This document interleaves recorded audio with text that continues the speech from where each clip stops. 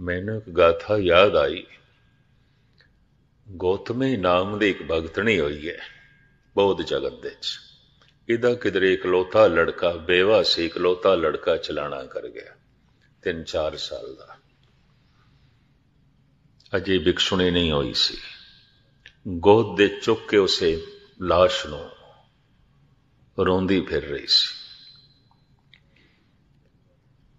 और उसका रोना पिंड वालियां कोल देखिया नहीं जाता सी। बेचारी बेवा ते पहले ही सी, संतान तो भी हीणी हो गई, पति ते है नहीं सी, बच्चा सी ओदे हासले ते जी रही सी, वो भी नहीं रहा।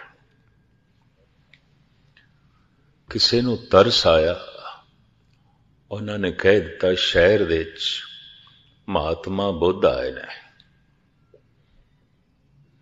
शाम नूं कथा कर देन, सवेरे कथा कर देन। जद कथा कर देन ये बच्चा उन्हां दे कदमां च रख दे, जे रोना ही ते उत्थे ही रोई। एक ही घर घर दे दरवाजे अगों रो रही है, गली गली दे च रो रही है। लाश नूं चुक के पागल जी लगदी सी, सारियां दुख ने पागल कर दिता सी। मैं सवेरे भी अर्ज कीती है, किसी नूं दुख पागल कर देंदा, किसी नूं सुख पागल कर देंदा। किसी नूं सुख अपनी थां तो हिला के रख देंदा है, किसी नूं दुख अपनी थां तो हिला के रख देंदा है। समझ तो मनुख थल्ले चला जाता है, उसकी समझ दे च भी कुछ नहीं आ रहा सी। दुख दा इतना अंधेरा, दुख दा इतना अंधकार, कुछ भी नहीं दिखाई दे रहा सी। ज़ारो ज़ार रो रही सी, बस रोण तो बिना होर कुछ भी नहीं सी। तो तरस आया किसी नूं उसदी हालत ते। जा तो पिंड दे च आए हुए ने, सवेरे शाम वो परमात्मा की गल करते हैं। तू रोना ही है, चीखना ही है, उथे चीख। कहते ने ये गल सुन के बजी उस थां ते जिथे महात्मा बुद्ध सन, बच्चे नूं अगे रख के रोंदी हुई ते गई। रोना होर वध गया और इको ही सुर नाल आखी जाए, तुसी मेरा सहारा हो, इसनूं जवाओ। मैं इस तो बिना नहीं जी सकती, मेरा कोई सहारा नहीं, मेरा कोई आसरा नहीं। कहते ने बहुत सुखियारे ते बहुत दुखियारे दे उत्ते ज्ञान का भी असर नहीं आता, कतई नहीं आता। ऐसी हालत महाभारत के समय भी हुई सी। चक्रव्यूह दे च फस के जद धोखे नाल अभिमन्यु नूं मार दिता गया, लाश चुक के अर्जन कृष्ण दे कोल ले गया। आखे इसनूं जवाओ, इस तो बिना मैं नहीं जी सकता। अर्जन दा लड़का, मैं नहीं जी सकता। ये मेरा बच्चा बहुत सियाणा, ये मेरी जिंदगी का सहारा सी, ये मेरा भविष्य सी, मेरा तो सब कुछ अंधेरा हो गया, इसनूं जिवाओ। कृष्ण ने सोचा इतना दुखी ज्ञान तो प्रभावित नहीं होने लगा। दुखी हिरदा ज्ञान तो प्रभावित नहीं होता, सुखी हिरदा ज्ञान तो प्रभावित नहीं होता। मद की अवस्था चाहिए। जिवें सितार दियां तारां नूं बहुत कस दईए, इतनी उच्चियां हो जाएगी, सुर गाना औखा हो जाएगा। बिल्कुल ढिलियां कर दईए, नगमा निकलेगा नहीं, संगीत निकलेगा नहीं। तारां बहुत कसियां हुई ना होन, बहुत ढिलियां भी ना होन। जीवन दियां तारां किसे दियां ते बहुत कसियां हुई ने, बहुत कसियां हुई। इतने सुखियारे ते सुख ने इतना बेहोश किया है। हुण प्रभु दा संगीत निकल सके औखी खेड हो गई। ते किसे दियां तारां बिल्कुल ढिलियां ने, बिल्कुल ढिली। जीवन का कोई साजो समान नहीं। दुख ਨਗਮਾ ਹੀਣ ਕਰ ਦਿੱਤਾ ਹੈ ਕਿਸੇ ਨੂੰ ਦੁੱਖ ਨੇ, ਸੰਗੀਤ ਹੀਣ ਕਰ ਦਿੱਤਾ ਹੈ ਕਿਸੇ ਨੂੰ ਸੁੱਖ ਨੇ। ਜੀਵਨ ਦੀ ਰਵਾਬ ਨਹੀਂ ਵੱਜਦੀ ਕਿਸੇ ਦੀ ਸੁੱਖ ਕਰਕੇ, ਕਿਸੇ ਦੀ ਦੁੱਖ ਕਰਕੇ। ਕਿਸੇ ਦੀਆਂ ਤਾਰਾਂ ਬਹੁਤ ਕਸੀਆਂ, ਕਿਸੇ ਦੀਆਂ ਬਹੁਤ ਢਿੱਲੀਆਂ। ਕ੍ਰਿਸ਼ਨ ਨੇ ਦੇਖਿਆ ਇਹ ਗਿਆਨ ਦੀ ਗੱਲ ਤੇ ਸਮਝਣ ਵਾਲਾ ਨਹੀਂ, ਭਾਵ ਸੁਣੇਗਾ ਨਹੀਂ। ਜੋ ਮੈਂ ਕਵਾਂਗਾ ਇਹ ਸੁਣਨ ਲਈ ਰਾਜ਼ੀ ਨਹੀਂ ਹੁੰਦਾ, ਨਹੀਂ ਹੋਵੇਗਾ। ਔਰ ਇਹ ਵੀ ਮੈਂ ਅਰਜ਼ ਕਰਾਂ, ਜੋ ਦੁੱਖ ਲੈ ਕੇ ਇੱਥੇ ਆ ਗਿਆ ਆਪਣਾ, ਕਮ ਸੇ ਕਮ ਹੋਰ ਤੇ ਸਾਰਿਆਂ ਨੂੰ ਸੁਣ ਲਏਗਾ, ਗੁਰੂ ਨੂੰ ਨਹੀਂ ਸੁਣ ਸਕਦਾ। ਤੇ ਜੋ ਸੁੱਖਾਂ ਦੀ ਭਾਵਨਾ ਲੈ ਕੇ ਆ ਗਿਆ ਜਾਂ ਸੁੱਖ ਹੀ ਲੈ ਕੇ ਆ ਗਿਆ, ਮੁਸ਼ਕਿਲ ਹੈ ਗੁਰੂ ਨੂੰ ਸੁਣ ਸਕੇ, ਨਹੀਂ ਸੁਣ ਸਕੇਗਾ। ਮੱਧ ਦੀ ਅਵਸਥਾ ਚਾਹੀਦੀ ਹੈ, ਦਰਮਿਆਨੀ ਅਵਸਥਾ ਚਾਹੀਦੀ ਹੈ। ਕ੍ਰਿਸ਼ਨ ਦੇ ਹੱਥ ਦੇ ਇੱਕ ਸੋਨੇ ਦਾ ਕਰਮੰਡਲ ਸੀ ਦਿੱਤਾ, ਅਰਜਨ ਨੂੰ ਆਖਿਆ ਸਾਹਮਣੇ ਸਰੋਵਰ ਤੋਂ ਭਰ ਲਿਆ। ਦੇਖਦੇ ਹਾਂ, ਨਾ ਉਮੀਦੀ ਦੇ ਵਿੱਚ ਇੱਕ ਉਮੀਦ ਦੀ ਕਿਰਨ ਦਿਖਾਈ ਦਿੱਤੀ, ਅੰਧੇਰੇ ਦੇ ਵਿੱਚ ਥੋੜੀ ਰੋਸ਼ਨੀ ਦਿਖਾਈ ਦਿੱਤੀ। ਇਹ ਪਾਣੀ ਮੰਗਾਇਆ, ਸ਼ਾਇਦ ਕੋਈ ਮੰਤਰ ਪੜਨਗੇ, ਸ਼ਾਇਦ ਅਭਿਮਨੂ ਨੂੰ ਜ਼ਿੰਦਾ ਕਰ ਦੇਣਗੇ। ਭਜਿਆ ਹੋਇਆ ਗਿਆ, ਸਰੋਵਰ ਦੇ ਚੋਂ ਕਰਮੰਡਲ ਭਰ ਕੇ ਲਿਆਇਆ,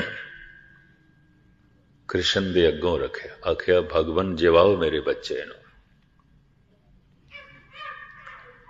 ਕ੍ਰਿਸ਼ਨ ਕਹਿੰਦੇ ਨੇ ਇੰਜ ਕਰ, ਇਸ ਪਾਣੀ ਨੂੰ ਉੱਥੇ ਹੀ ਡੋਲ ਕੇ ਆ ਜਿੱਥੋਂ ਲੈ ਕੇ ਆਇਆ। ਹੈਰਾਨ ਹੋਇਆ, ਹੁਣੇ ਆਖਿਆ ਨੇ ਭਰ ਕੇ ਲਿਆਓ, ਹੁਣ ਕਹਿੰਦੇ ਨੇ ਉੱਥੇ ਹੀ ਡੋਲ ਕੇ ਆਓ ਜਿੱਥੋਂ ਭਰ ਕੇ ਲਿਆਂਦਾ। ਪਰ ਇਤਨਾ ਦੁਖਿਆਰਾ ਬੰਦਾ, ਔਰ ਉਸ ਦੁੱਖ ਦੇ ਜੋ ਮਾੜੀ ਜਿਹਾ ਉਸ ਨੂੰ ਕਿਰਨ ਦਿਖਾਈ ਦਿੱਤੀ ਹੈ, ਉਸ ਕਰਕੇ ਉਸ ਦੇ ਅੰਦਰ ਫੁਰਤੀ ਸੀ, ਇੱਕਦਮ ਕਰਮੰਡਲ ਚੁੱਕਿਆ, ਭੱਜ ਪਿਆ, ਡੋਲ ਆਇਆ, ਪਾਣੀ ਡੋਲ ਆਇਆ, ਅੱਗੋਂ ਰੱਖਿਆ ਕਰਮੰਡਲ, ਆਖਿਆ ਭਗਵਾਨ ਹੁਣ ਅਭਿਮਨੂ ਨੂੰ ਜ਼ਿੰਦਾ ਕਰੋ। ਕਰਦੇ ਹਾਂ, ਪਰ ਇੰਜ ਕਰ, ਜਿਹੜਾ ਪਾਣੀ ਤੂੰ ਡੋਲ ਕੇ ਆਇਆ ਨਾ, ਉਹੀ ਕੱਢ ਲਿਆ, ਉਹੀ ਕੱਢ ਲਿਆ।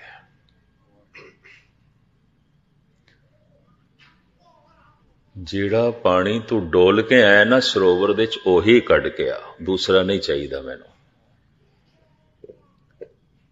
ਅਰਜਨ ਕਹਿਣ ਲੱਗਾ ਮੇਰੇ ਨਾਲ ਮਜ਼ਾਕ, ਐਸੇ ਸਮੇਂ ਉਹ ਪਾਣੀ ਮੈਂ ਕਿਸ ਤਰ੍ਹਾਂ ਕੱਢ ਕੇ ਲਿਆ ਸਕਦਾ।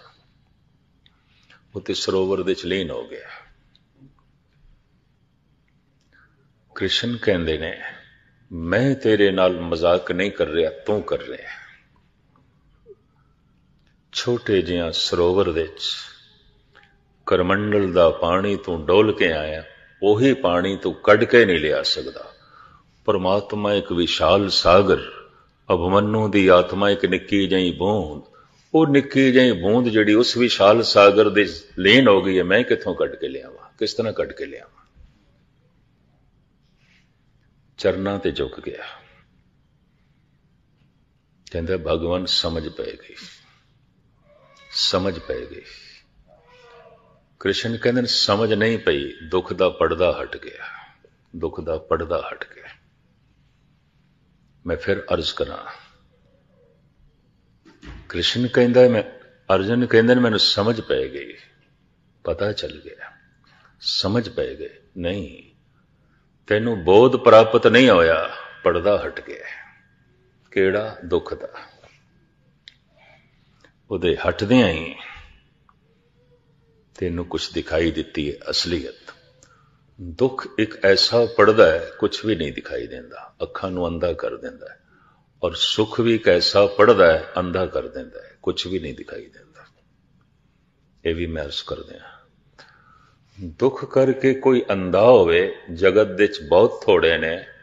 ਸੁੱਖ ਕਰਕੇ ਅੰਧਿਆਂ ਨਾਲ ਤੇ ਸਾਰਾ ਸੰਸਾਰ ਭਰਿਆ ਪਿਆ ਹੈ।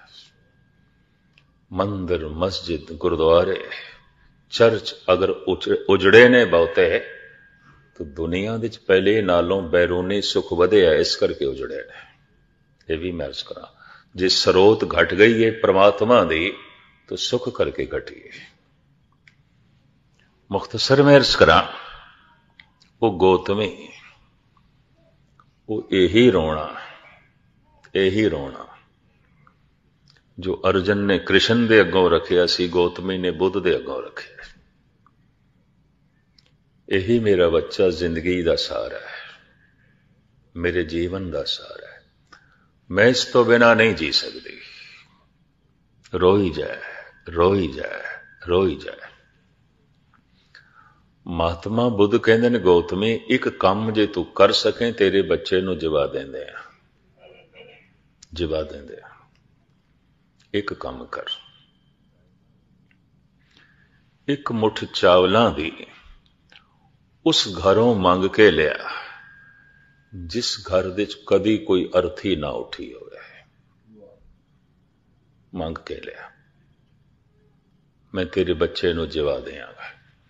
दुखां दी मारी उहनूं समझ ते आई ना, भज पई, कहंदी हुणे लियाई, हुणे लियाई। पहले बूए ते दस्तक दिती, रोंदी होई नूं देख के घर वालियां नूं पहले ही तरस सी। बुद्ध ने यह आख्या, एक चावल दी मुठ उस घरों मंग के लिया जिथों कोई अर्थी ना उठी हो। घर वाला कहन लगा, इथों तो मेरे प्यो दी अर्थी उठी सी, मैं अपने कंधियां ते लै गया सी, मेरी मां दी अर्थी उठी सी, और मैनू होश है मेरी दादी दी अर्थी उठी सी। इस तरह पता नहीं कितने दी अर्थी उठी होवेगी। चावल ले जाने ने ते भावें मणा दे हिसाब नाल लै जा, साडे कोल बहुत ने, पर यह जिहड़ी शर्त है अर्थी ना उठी होवे, अर्थी ते उठियां ने। दूजे घर च गई, थोड़े घर तो कोई अर्थी ना उठी होवे, मैनू एक मुठ चावलों दी दिओ। दूजे घर वाले भी कहते ने, जितने ले जाने ले जा, कोई चावलों की कमी नहीं, अर्थियां ते उठियां ने। तीसरे च गई, चौथे च गई, इतिहास कहता है पंजवें च गई ते दुख दा पड़दा हट गया। कहता है हर घर चो अर्थी उठी है। ये हर घर घर नहीं है, ये सब मुसाफिर खाने ने, 4 दिन लई लोकी बैठे ने, ये कोई घर थोड़ी है। जिसनों असीं घर कहते हैं, घर नहीं है, मुसाफिर खाना है। गौतमी आई बदल के महात्मा बुद्ध दे कोल। महात्मा बुद्ध कहते हैं, ले आई चावल? हां ले आई। किथे? इस बच्चे की जिंदगी नहीं चाहिए, मैं भिक्षु हो गई, आज तो मैं भिक्षु हो गई, मैनू समझ आ गई, मैनू पता चल गया। दरअसल जिसनों असी घर कहते हैं, घर नहीं है। उस घर दे च मनुख दी सुरत जा सकती है शब्द दे आसरे ते, और तां जे सुने। जो सुन नहीं सकता संत नहीं बन सकता, और जो वेख नहीं सकता साइंटिस्ट नहीं बन सकता, विज्ञानक नहीं बन सकता। वेखण दी क्षमता चाहिए, वेखण दी शक्ति चाहिए, वेखण दी ताकत चाहिए, वेखण दी बारीकी चाहिए। जैसे मैं अर्ज की थी, मैं उस चित्रकार